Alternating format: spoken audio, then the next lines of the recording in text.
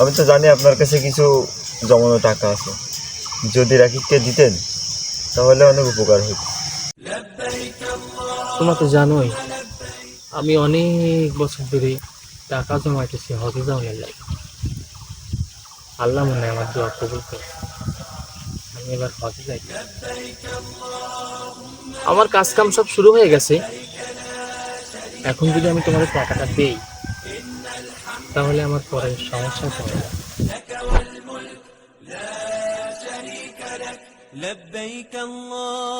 কি ব্যাপার সেকেন্দার মিয়া, মাস্টার্স পাইছো নি? কি মেম্বারশিপ নাই? এই ধরার চেষ্টা করতেছি। তো কি অবস্থা সেকেন্দার মিয়া, তোমার হজে যাওয়ার খবর কি?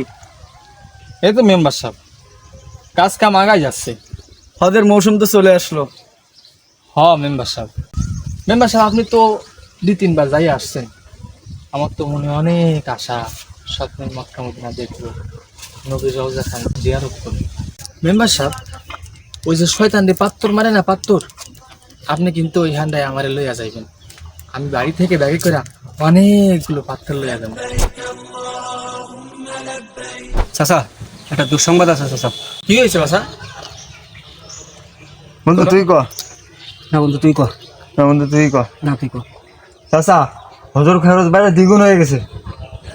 হে আল্লাহ, আমার এই টাকা গুছাইতেই তো 7-8 বছর লাগে গেছে। হে আল্লাহ, আমার মনে হয় আর হজ যাওয়ান হইব না, আমার কপালে মনে হয় আর হজ নাই। ইয়া রব্বুল আলামিন, আমি কি এমন দোষ করছিলাম, কি এমন পাপ করছিলাম? لبيك لا شريك لك لبيك إن الحمد والنعمة لك والملك لا شريك لبيك اللهم لبيك